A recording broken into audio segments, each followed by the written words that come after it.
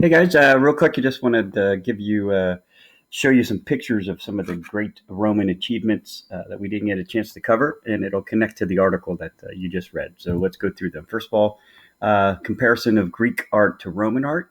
The Greeks, they like to make their sculptures and the Greek people look beautiful and perfect, and so they didn't always show people the way they really were. They showed them very muscular because, of course, athletics and the Olympics, all that was important. But they just kind of like we airbrush things today. They made everything perfect. So look at the muscles, look at the beauty, right?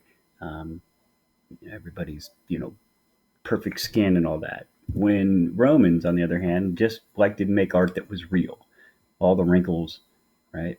All the imperfections that people really have. So that was a big difference between the two.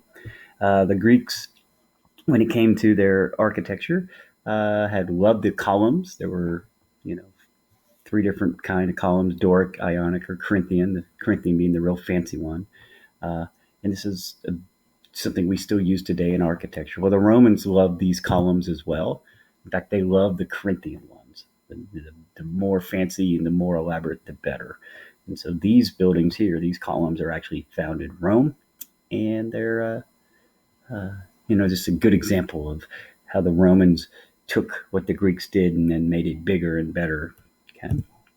Romans were great at building arches. They didn't invent them, but they used them in everything. And arches are a way to, first of all, hold a bunch of weight, uh, and to maybe use as bridges to go across big valleys or across rivers. But it also allowed them to build something big like the Colosseum because it can hold a whole bunch of weight, but it also, uh, because there's that empty space in between where the arch is, that it meant it had less building material and less weight. So they were able to build buildings that were quite high. Here's another example of using the arches to build something that's called an aqueduct. And the aqueducts were these big, long, uh, kind of channels for water. And sometimes they'd be 60 to 80 miles long, bringing water from outside the city into the city, and it had to all flow downward using gravity. So it had to have kind of have an incline, if you will, that would go from up in the mountains all the way down. Pretty amazing how this was built. Another thing they invented was the vaulted ceiling. In other words, a domed ceiling. Uh, and what you're looking at here is the inside of the Pantheon. This is the world's largest concrete dome, and it was built over 2,000 years ago.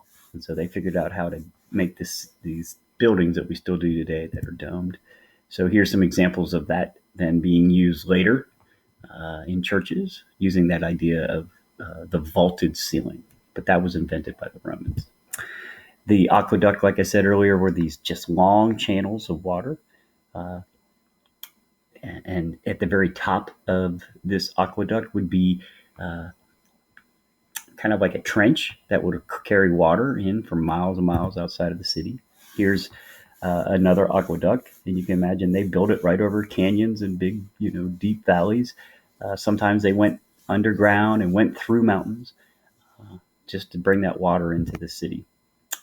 Here's an example where a couple aqueducts came in and actually crisscrossed, uh, bringing just lots and lots of water into the city. Here's the top of an aqueduct, so you can kind of see the channel where the water would be, just rushing down into the city from the mountain rivers and mountain lakes outside. The water was used for drinking, but also for Roman bathhouses. They were not freaked out by like kind of showering or bathing, in public, uh, as our culture might.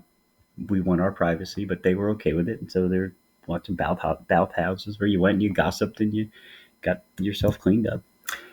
Some of these were indoor for the wealthy, and some of these actually were heated. So underneath this uh, big spa, if you will, or bath, they actually had fires burning underneath to keep it warm for the wealthy.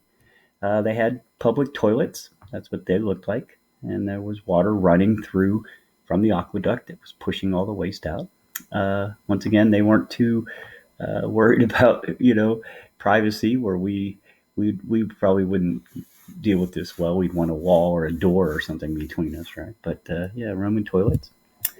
The Romans had big open areas called the Forum in the middle of each city where people would come and debate and shop and do their market thing.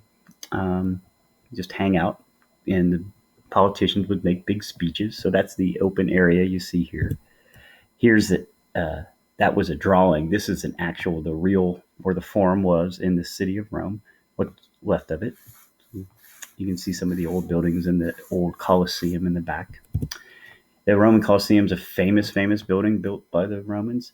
It was this Colosseum for the gladiator games, and it held over 50,000 people. Pretty amazing for that long ago. Made of concrete, which the Romans invent, a concrete that still stands today. And in here, they had, all the stands and the seats are gone, and the floor was made of wood. So that what you see there is without the floor, that the floor no longer exists. But they had all kinds of, thousands of people come to watch people in the gladiator games kill each other, basically for fun. They even had a tarp that went over it when it rained, so it was kind of like the first domed stadium, if you will. And in there, the gladiators would fight to the death, very bloody and violent, and it was just a different world. Okay, kids, women would come and watch people be murdered for sport.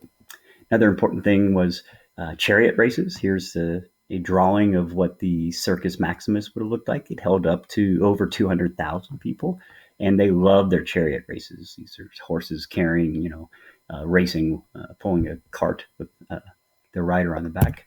Here's another 3D drawing of what that might have looked like.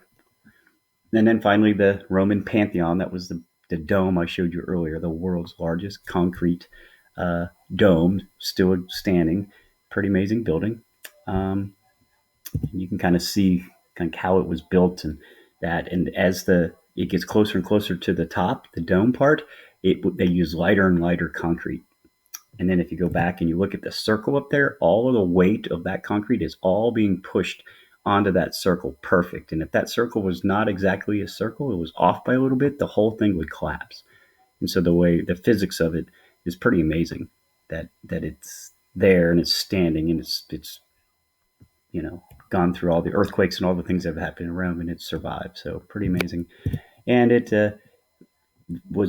we as Americans were influenced by it, and the Jefferson Memorial in Washington D.C. was definitely designed to look, if you notice, just like it, but a smaller version of it. So there's Roman, here's American. Okay, so that's just a rundown of some of the things they invented: concrete, dome ceiling, aqueducts, pretty amazing stuff 2,000 years ago. So I hope that you learned a little bit, and I guess that's it. You have a great day. See ya.